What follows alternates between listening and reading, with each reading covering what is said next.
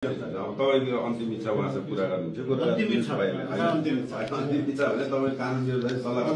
त्यस्तो शब्द बोल्नुहुन्छ अन्तिम इच्छा भन्ने शब्द बोल्दै हुनुहुन्छ यसको शब्द हैन सर नो सर तपाईले बोल्नु भएको अहिले अन्तिम इच्छा भने चाहिँ के हो सर यो भन्नु त तल जानलाई चाहिँ अन्तिम इच्छा भने चाहिँ त्यही हैन त त्यस्तो बोलिँदैन नि सर डेढ साहब हुनुहुन्छ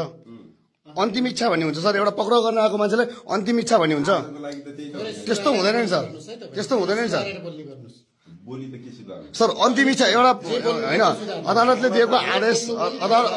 अदालतले दिएको आदेशलाई अन्तिम इच्छा भन्यो सर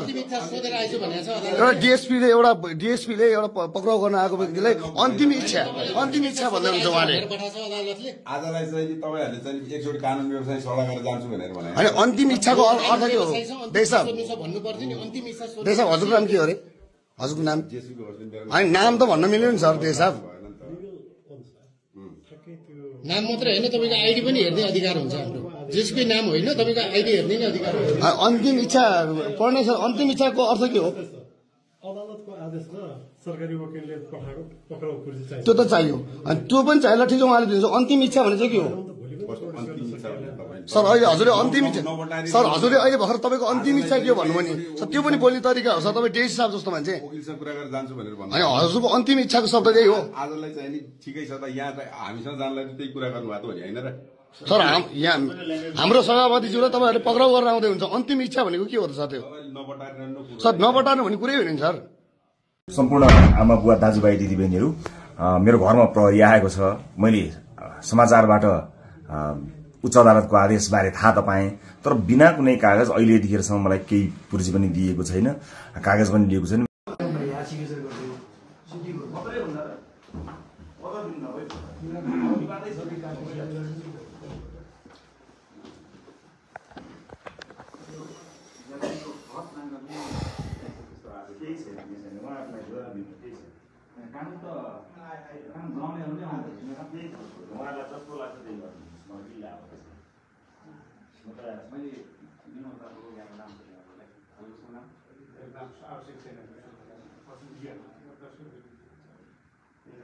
अघि उनी साथी दिँदाखेरि अन्तिम इच्छा के सो गर्नु भन्नुहुन्छ के हिसाबले यस्तो शब्द बोलेको हुन्छ हैन अनि पक्राउ पनि मानिकन पक्राउ गर्न उहाँले हिसाबले अन्तिम इच्छा के सो भन्नु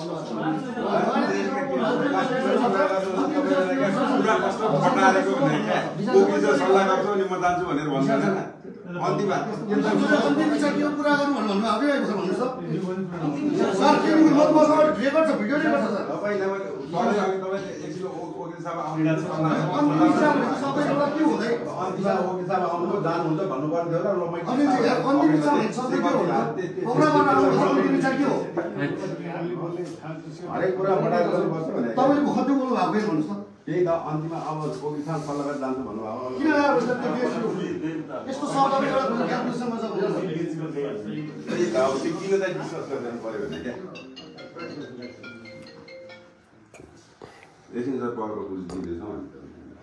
पक्राउ पुलिस दिँदैछौँ सर अनि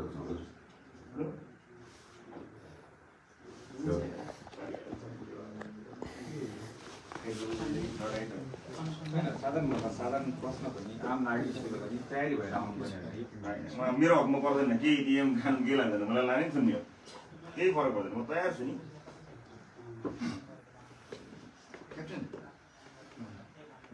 सरकार छ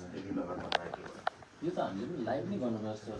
आम जनताले जान्न बुझ्नु पर्ने कुरा होला नि जान्न पाउँछ होला नि एउटा पूर्व गृहमन्त्री जस्तो पदमा बसेको पार्टीको जिम्मेवार सभापतिज्यूलाई उसको घरमा आएर यहाँ बसेर लेखेर अनि पत्र लेखेर लेख्नुहोस् न यता नहेर्नुहोस् यार लेख्दै हुनुहुन्छ भने लेख्नुहोस् तपाईले कानुन बुझ्नु भएको छ तपाईँले जति पढ्नु भएको त्यति नै पढाएको छ यसो गर्न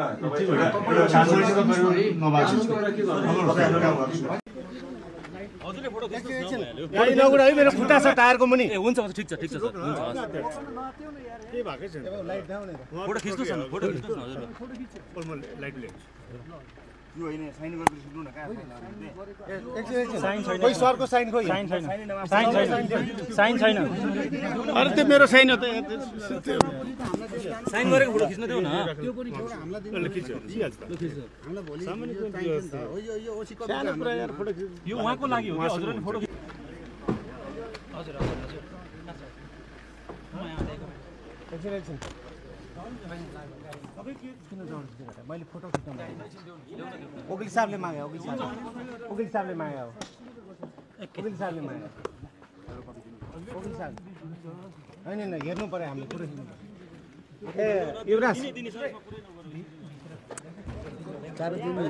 फोटो खिच्नु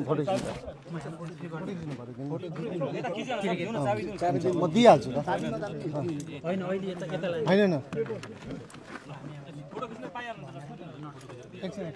फोटो खिचाइ त्यो साहब एकचोटि त्यो फोटो खिच्नु न नट सेयर म त्यो घरमा तिमीलाई खबर गर्छु एकछिन है यसो फोटो खिचाउ नि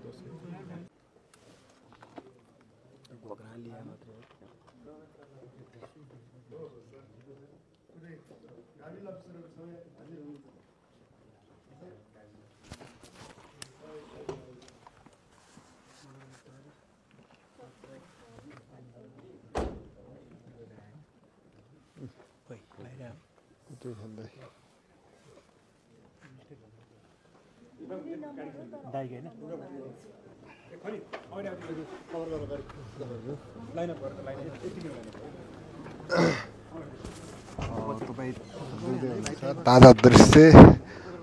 राष्ट्रिय स्वतन्त्र पार्टीका सभापति रवि लामिछाने पक्राउ परिरहेको ताजा दृश्यहरू तपाईहरु देखिराख्नु भएको छ। राष्ट्रिय स्वतन्त्र पार्टीका सभापति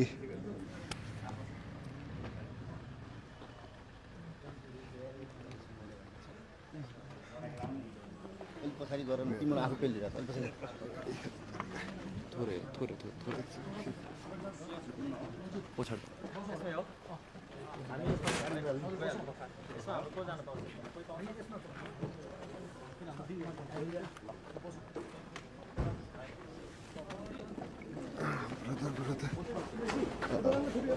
देख्दै हुनुहुन्छ राष्ट्रिय स्वतन्त्र पार्टीका सभापति रवि लामिछाने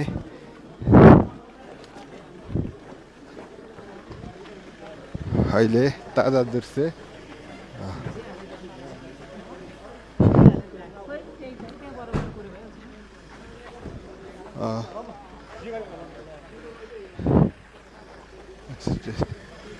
पार्टीका सभापति अहिले डिपी आर्यलाई देख्दै हुनुहुन्छ।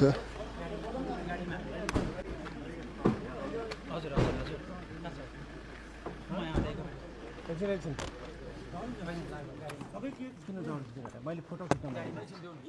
वकिल साहबले मागे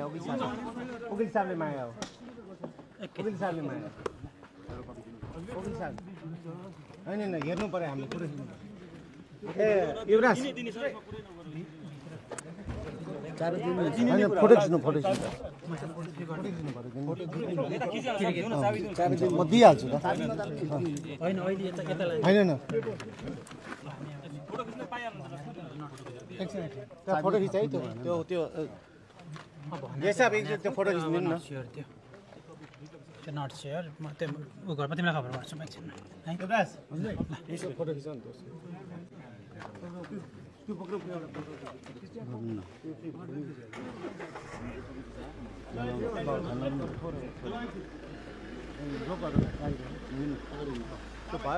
अगाडि बढायो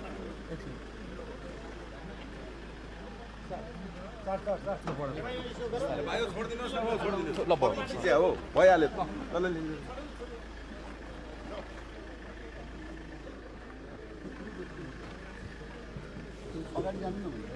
के गरेर आएको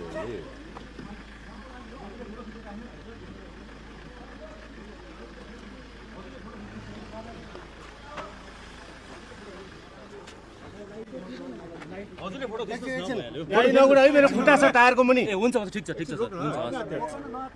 के भकै छ लाइट दाउने फोटो खिच्नु छ फोटो खिच्नु हजुर म लाइट ल्याउँछु यो हैन साइन गरेर सिक्नु न कहाँ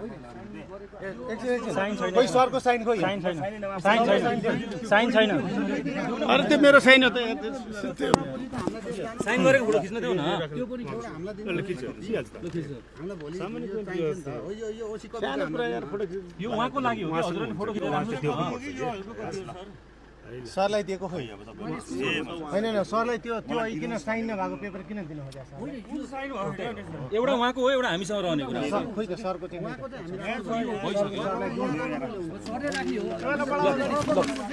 देखाउनु पर्छ क्या सर के छैन